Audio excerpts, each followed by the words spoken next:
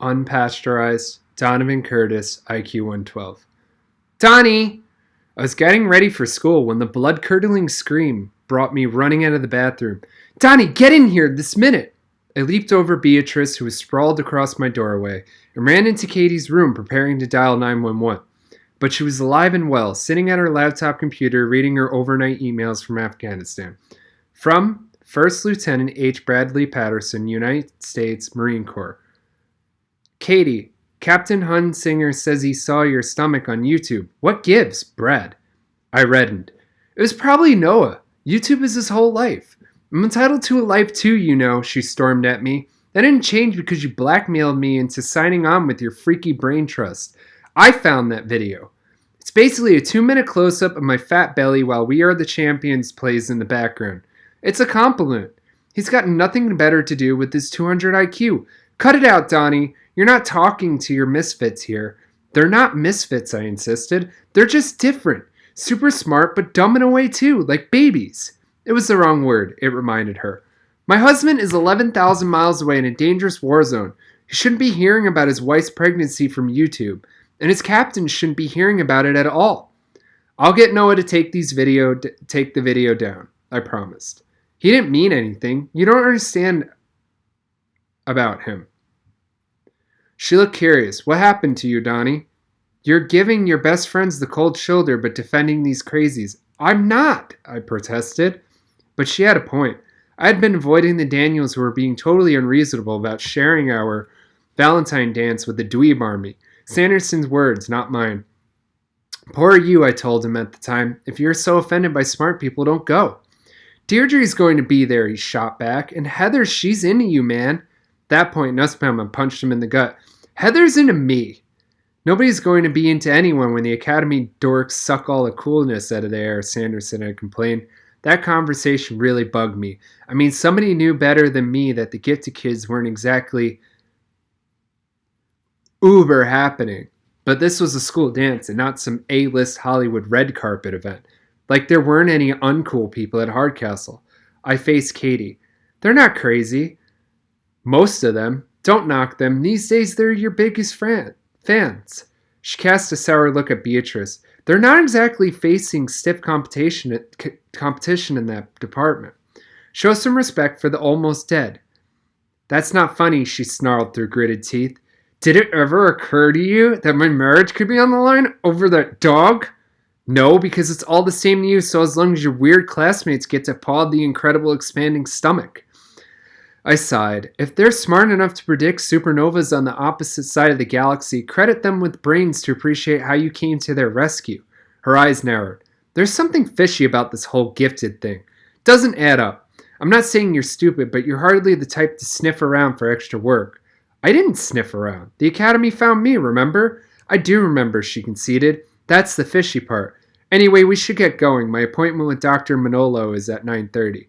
I was attending Katie's next obstetric checkup, not as her brother, but as a member of Human Growth and Development 101. Mr. Osborne had gotten permission for a field trip, so our whole class was going. I hoped Dr. Manolo had invested in a spacious office. Driving with Katie was an adventure these days. Her stomach was so huge that she had to set the seat all the way back. Her arms were barely long enough to reach the wheel, and she hunched forward, looking like Jeff Gordon wedged behind a giant beach ball. We were just waiting in for the parking lot when the minibus arrived. You could tell they didn't get a lot of school buses at the clinic.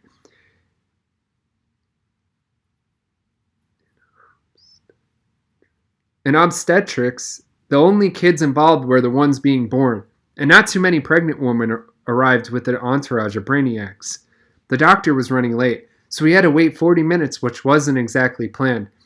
Noah sped read through 2 years' worth of Mother-to-Be magazine, peppering Katie with questions like, have you eaten any unpasteurized cheeses lately?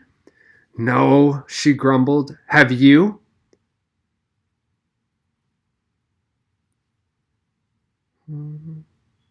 What's your opinion of giving the baby solid food before 4 months? You're bringing back my morning sickness, she warned. Really? According to the June 2011 issue, that happens in the first trimester. She glared at him. It came back when they saw my stomach on YouTube in Afghanistan. Oz quickly stepped between them. Let's give Katie a little space, Noah. This is her doctor's appointment after all. We're just privileged to be here. When we finally got called, the nurse said, I'm sorry, only immediate family in the examining room. They are family, Katie informed her with a sigh. You know how you can't pick your relatives. The woman was adamant. I'm afraid it's a privacy issue. I have no privacy, Katie replied warily. My stomach is on YouTube. Oz was ready to back everybody off, but Dr. Manola was kind of psyched to have an audience. He used to work at a teaching hospital, he explained. He missed having students around. We kept our distance for the exam, of course, but we watched the sonogram and we were all invited to put on the stethoscope and listen to the baby's heartbeat. Sounds kind of freaky, commented Luttrell. You know, listening to another person who's trapped in there? Katie made a face. I can't tell you how thrilled I am that my family planning is contributing to your horror movie fantasy. It's a miracle, Chloe breathed. Even Abigail's serious expression softened when she had the stethoscope on. Oz assumed a far-off, dreamy expression. I remember these appointments from when my wife and I were expecting our own kids. There's nothing quite like it. The doctor kept Katie a few minutes extra. When she stepped out into the waiting room, the students of Human Growth and Development 101 leaped to their feet and gave her a rousing standing ovation. Their enthusiasm was so infectious that everybody in the reception room joined in. All the other expectant moms and dads and family members. Katie was so taken aback that she actually did a little curtsy, blushing deep mauve. I didn't do anything, she insisted, but the smile on her face was 100% genuine. Katie headed home alone. I got on the minibus with everybody else for the ride to the academy. How was the field trip? Asked the driver. Fun? Chloe nodded enthusiastically. We were at a pelvic exam. And we listened to a fetus, added Noah. The driver seemed bewildered. We're gifted, I explained.